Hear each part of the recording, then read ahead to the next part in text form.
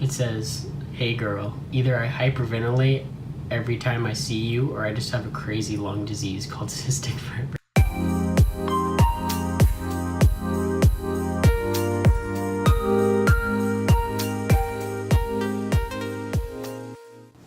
Hey everyone, my name is Daniel. I'm filming this as part of Ashley's Blooming Roses project. I wanted to start with how much I love her catchphrase, which is "be a rose that blooms in diversity." And I think especially in the CF community with the symbolism of the rose like meaning so much to us, it's a great like phrase to use because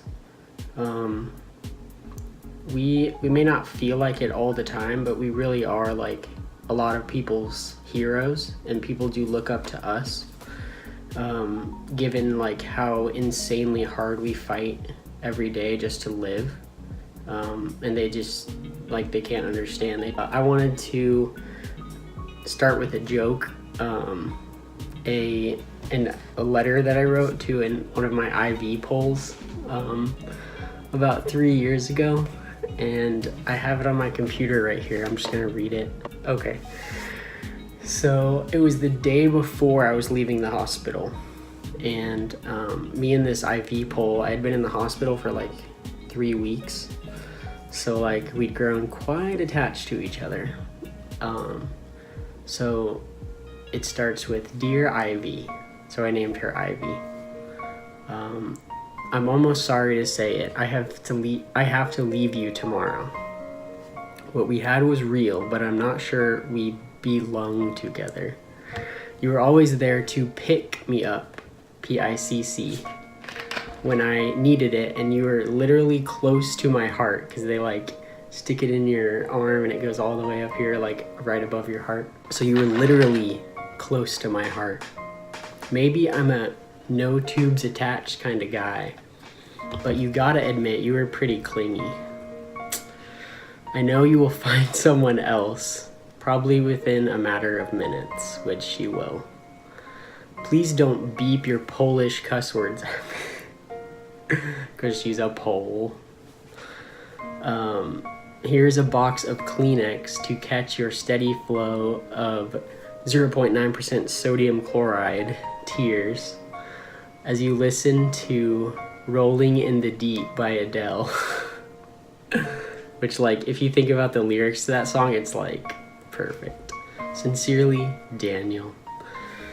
So like this whole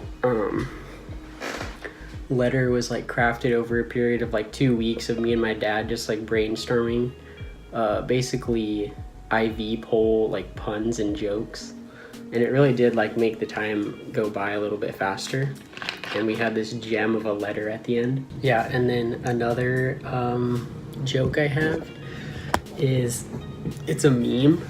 It's like I was trying to be like the Ryan Gosling like "Hey Girl" memes, and I have it right here. This was a really bad hospitalization in spring of 2014, I think. It says, "Hey girl, either I hyperventilate every time I see you or I just have a crazy lung disease called cystic fibrosis." So like that right there is a perfect example of a rose blooming in adversity. Like making light of a very serious situation where like I was dying at like 20 years old. I keep this little rose that my niece gave me. It's fake, it's a toy, but it reminds me of like kind of what Ashley's talking about, like finding the beauty in the horror, in the, you know, pain. So yeah, I was diagnosed when I was born because I had 2 older siblings with CF. My sister Mary wasn't diagnosed until she was 7, so she kept having these really bad stomach aches, and then she had diabetes and CF, and then once she got on enzymes and started taking some treatments like albuterol, she got way better, and she is now 37, I think. And then my older brother David, has CF. He's 30, 31? Yeah. He's doing well. Like in high school, he was like all SPC, which means he was one of the best cross-country runners in the little area where we are in Texas, like around Dallas. And so like he hasn't really had that many lung problems, but his digestive system is like pretty bad. He has bowel blockages like once every 2 years, like really painful. And so yeah, but he's been pretty good. His FEV1 is like 85 and mine's like 95 and Mary's is like 45. So she's having to think a little bit more about transplant. Yeah, so I was diagnosed at birth. How do they begin to treat you? So like pancreatic enzymes. I started using my nebulizer when I was 2 and 3. And then the vest didn't come along until I was in like 8th grade, I think. So yeah, I've had a really good like upbringing as far as being treated with everything I need for CF. What is one word to describe growing up with cystic fibrosis? I already know the answer to that one. It's humbling. It will ravage your body and turn your lungs into scarred up mush, basically. And it's like everyone else has a Ferrari in their chest and you have a 1982 Honda Civic that has like a bad transmission. So that's what you're working with. Just look up any pictures of people posting their lungs after they get them taken out. Yeah, I actually have a meme that I made about that. When that straight outta meme was like going wild, it was like straight out of Compton. I did straight out of my chest with my old lungs. Straight out of my chest. So yeah, yet another making light of a terrible situation. Yeah, when I was being wheeled down to the operating room, I was really serious about giving the nurse my phone and making sure she takes a video or a picture of my old lungs, which they were pretty disgusting. Okay, what have you learned through having cystic fibrosis? I learned that complaining about little everyday stupid things like, oh, they're out of Splenda at Starbucks or something, is like meaningless and pointless, and just deal with it. Like, don't dwell on little things that don't matter in the grand scheme of things. That's one thing. Definitely just to be tough and to be willing to go through hell, and then being able to see the glory in like climbing such a tall mountain. Like, I've accomplished a lot in spite of CF. Like, I went to a really difficult private Catholic college and I got to junior year, despite like having 30% lung function the whole time. Yeah, so I just learned toughness, perseverance, how to build like a faith life in yourself. What are you thankful for from living with CF? I'm definitely thankful for all my CF friends and how they inspire me and inspire the world, like Claire Wineland, just to name one. I don't really know Leia Ferrone, but she did just pass away, and I know she was like really inspiring. And just I'm thankful for my siblings that have it. They can relate to everything I'm going through. And then I've sort of been like a eye-opening story to them because they could have a transplant in their future. Oh, and I haven't even said like what my situation is. Yeah. So, let's see. In 2012, I had about 60% lung function going into college, and then I got aspergillus. It's like a mold. That dropped me down into the 30s, and I was never able to rebound. So I had really bad lung function from 2012 to 15. So it was like 3 years of like I had so much anxiety and depression, and every little thing was like a huge like mountain, like a huge battle. Like getting out of my car to go to class, because I was a commuter, was a big effort. And not to mention like studying for an extremely difficult test. So I got aspergillosis. I was really sick, and then I got stenotrophomonas, just another bacteria. And then I had like all crazy ups and downs with chest tubes and lung collapses. I had a major lung collapse in October 2014, and then another huge one in May. It was May 7th, 2015. And they tried to do a VAT surgery, so video assisted thoracic surgery, like your thorax. And so the doctor had this little probe, and he was going through my lungs with a camera on it, and he like turned a corner of a pretty big airway, and then he could see from like the middle of my lung all the way, it was on my left, all the way to my lung, like my rib cage.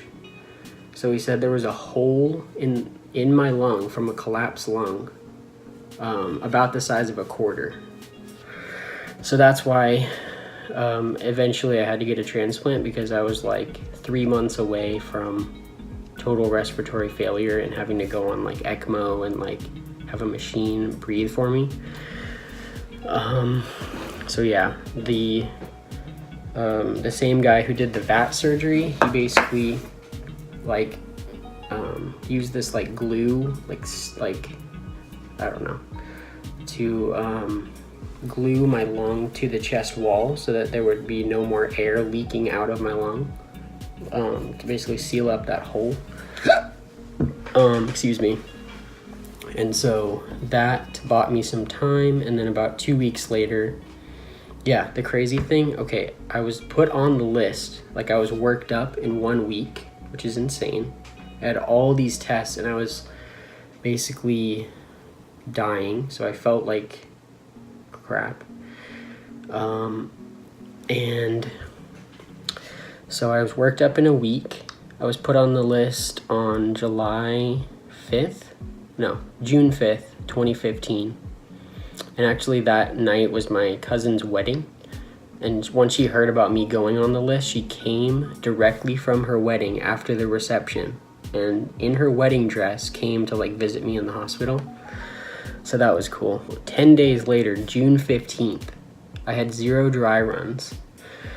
And I had a extremely like amazing transplant. Given, I mean, what it is, it's brutal. Like the 5 days after, you feel like 2 semis just like collided on your chest. It's crazy.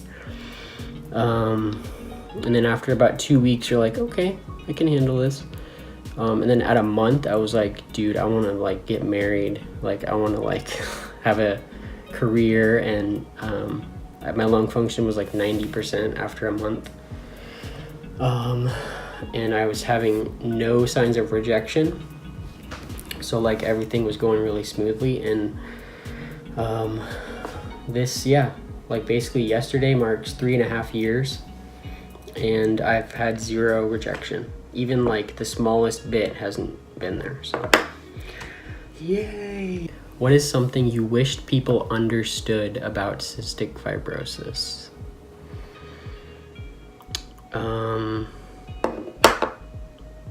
Let's see.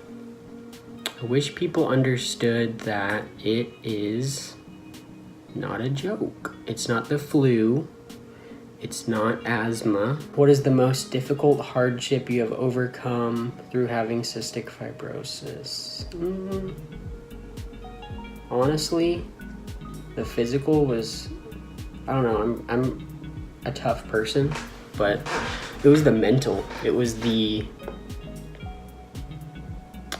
depression, the feeling like low self-esteem in high school. Just anxiety about like going to a party, and just not feeling comfortable in your own skin. But I've overcome that now.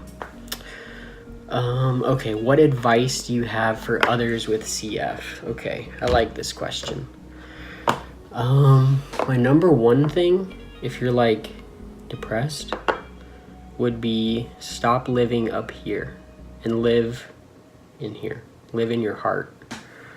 Like, basically start thinking with your heart. Like, who gives a beep what like this person thinks about you coughing? Like, they don't know what you're going through. They don't know anything about you. Human connection is like essential, and that's number two. Never ever ever isolate yourself and feel sorry for yourself and have a pity party and say, you know, oh, I'm gonna die young anyways, so you know, to hell with everyone else. I'm just gonna do what I want and be selfish. It's not the way to go. Just like, you should honestly do the opposite of that. You should be like, I'm going to be as joyful and as humorous and as life-loving of a person as I can while I'm here. And people will like see that, and you will become their hero, because you're being positive in the face of overwhelming, like, horrible situation. Let's see, also keep in touch with other CFers that are going through stuff too. That really helped me to like realize that there are people, like, you're not special. There are people that have gone through as much, if not worse, than you. Let's see if I can end it on a funny note. Oh yeah, I'll show you all my lungs right now. Look at those beauties. Look at those beauteous things. Excuse me. That's my heart. That's my lungs. Through the Blooming Roses Project, cystic fibrosis warriors are able to share the ups and the downs and give advice from their experiences. Good morning! Hi, my name is Nick DeBreezy Jr. Hi, I'm Abby Robinson. My name is Angel Manino Haynes. My name is Melissa Papatragas, and I have cystic fibrosis. What's going on? Hi, I'm Brad Dell, and I have cystic fibrosis and a double lung transplant, and I am recording from the beach.